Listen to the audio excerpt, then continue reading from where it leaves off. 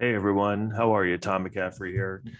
Um, Before I start, please subscribe to my channel. Please check out my podcast, LE2B, Last Exit to Brooklyn. It's on Spotify. It's on, you know, Apple Podcasts and all the other cool stuff. Cool. And like this video, and if you like it, and like it if you don't like it. So yeah, thanks for everyone who's been watching. People have been liking a lot of the videos and leaving nice comments. Some people leave not nice comments, and I'm like, whatever. Um, so I'm going to talk about. I just saw the new Top Gun movie, and Top Gun Maverick, just in time. What has it been like 30 something years? Um, and I thought it was good. I actually had heard it was good, and then I thought it was good. Tom Cruise is back as Maverick.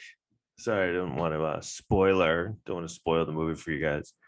And they immediately set up like he's since the last movie he's really been working out a lot. I think the first time you see him, he's like in this really tight shirt, like fixing a plane in a hangar. I guess he just has a plane. It's kind of pretty similar to Tom Cruise's actual life. And it's funny because like I've tried to hate Tom Cruise for so long because he's like, in a cult, in that horrible cult Scientology, where they got some really bad press in the last like 6 years, where they would just basically beat up everyone and who's a member and take their money and make them clean the toilets.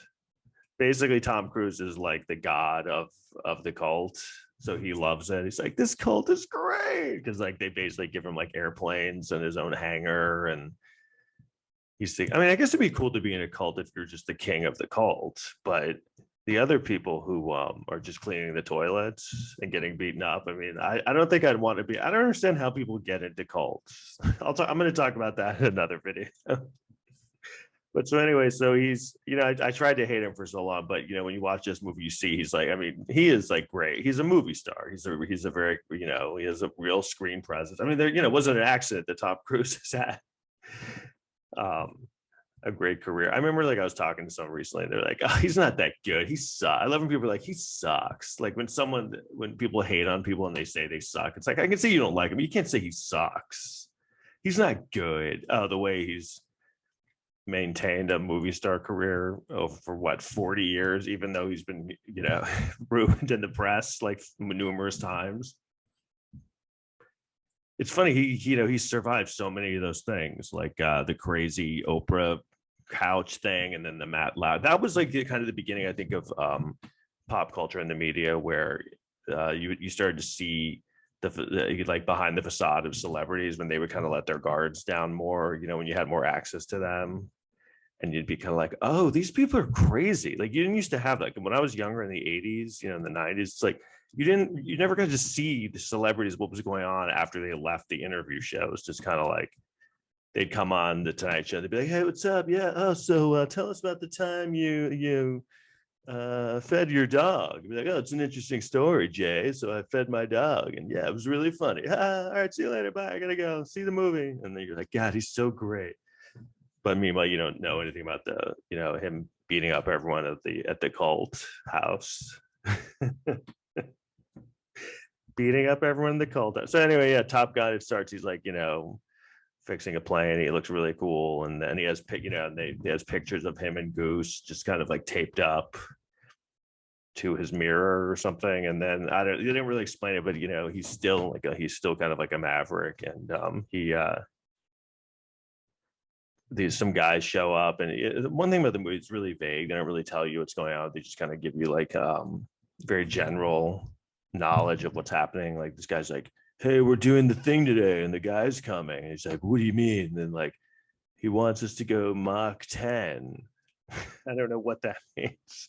I mean, I know Mach 10 is really fast. And then he's like, okay, I'll do it. And then he gets in the plane and he's going really fast, and everyone's like really nervous. And then he goes Mach 10, and they're like, he's amazing. And then, but of course, he's Maverick. He he can't resist not following orders, even though he's 60 now. And he goes like Mach 10.4 or something, and then the plane, I don't know, it looks like the plane explodes, but then, I guess he got out of it. I mean, literally, it looks like the plane's about to like fall apart. He's going like Mach 10.4. He's going the fastest anyone's ever gone in a plane. But then the next scene, he's just walking, in his he's just walking like, with his uniform just kind of like slightly charred and burned, and holding his helmet. And he walks into a restaurant. He's like, "Hey, where's the phone?" And so I guess he's fine, even though the plane exploded. Then he has to go back to Top Gun. They kind of have to set up what happened in the last movie, like, because at the end of the last Top Gun, he's like, "I want to be a Top Gun instructor," and they're like, "Oh, right." And then he goes back. Remember at the end of Top Gun, and he's in the same bar. He sees Kelly McGillis, and like she's like, "Hey, you're really hot," and then they start making out. And they play the song "You've Lost That Love and Feeling," and so you're like, "Oh, it all worked out." But in this, you're kind of like, "Oh, it worked out. They're gonna be together." And then at the beginning of this, they're like, "So yeah, how long did you work at Top Gun?" Before he's like, 2 months. I didn't like it, and I left. And then apparently, I guess the relationship with the chick didn't work out. They actually don't mention Kelly McGillis's character at all. They're never like, it's just kind of assumed like, yeah, she's just gross now. She's too old. What is she, my age? Ew. And so he goes to some bar. He goes back to Top Gun, and he's really excited. And then Jennifer Connelly owns a bar. She's super hot and looks like a model, but she owns this like shit bar in the middle of like some dump town. I don't know if I thought it was. I think it's San Diego, but I think the other one was like Florida, like Miramar, Florida. But I don't know. I guess it's in San Diego now. And then she owns a bar called the Hard Deck, and then she turns out to be Penny Benjamin, which they reference her. That's kind of an inside thing. They reference her in the first movie, that he like banged her because she was like the admiral's daughter. I don't know, whatever. He just kind of assumed, it's just kind of established that he's banged her a lot, and it hasn't worked out great. And now she owns a bar and she's hot. And then, oh yeah, then this guy shows up, Miles Teller's Goose's son, and he does look like him, but they make sure he looks like him. Like they dye his hair blonde and make it exactly look like Goose's. He wears the exact same glasses that Goose wore, and he has a mustache exactly like Goose. I guess he really wants to look like his dad. Like, I understand, like, oh, he looks like his dad, but like he's made a decision to be like, I'm going to look exactly like my dad looked when he was 25. Or I don't know, I guess he's supposed to be older, but yeah, he looks a lot like him. And then when he shows up, he starts playing Great Balls of Fire on the piano, and then Tom Cruise sees him, and this is probably the cheesiest moment. Tom Cruise hears him playing, and he looks exactly like Goose playing, because Goose played that in the original, and they have like flashbacks of when Tom Cruise and Goose sang that in the first one. Tom Cruise is just making this face, staring, because he's having a flashback. Like, Goose sang that song, I remember. So I thought it was funny how they made Miles Teller do everything that Goose did to make sure, like, all right, you guys, this is Goose's son, the exact same hair, same mustache, same sunglasses, plays the exact same songs on the piano. So then that happens, and then so it's so clear. First of all, the I think it probably is a better movie than the original. Like, I like the original, but like the stakes of this one are so much higher, because, and you can tell because like first of all, Tom Cruise, all he does now is Mission Impossible movies. So like the stakes of those movies are always like insane, like they always set it up where they're like, we have to do this thing where, it's impossible. He's like, all right, I'm going to do it. And they're like, there's no way anyone can do it. All right, I'll do it. You have to be underwater for 3 hours and hold your breath. Okay, I'll try. And then, so what they did is they kind of made a Top Gun, but with a Mission Impossible plot, because the stakes are so high. Because, I started realizing like the first one doesn't really have that amazing plot. There's no stakes in the first one. It's basically like, hey, you guys, you're all really good, and you have to compete to see who's good, who's the best one.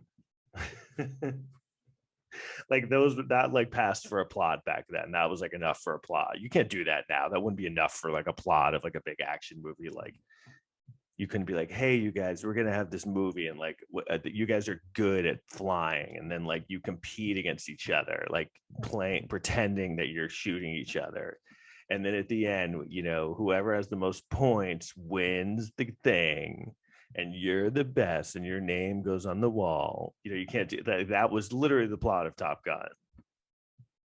Like you got all invested. Oh my god, I wonder what's going to happen. Is he going to win the contest? Is he going to get the most points?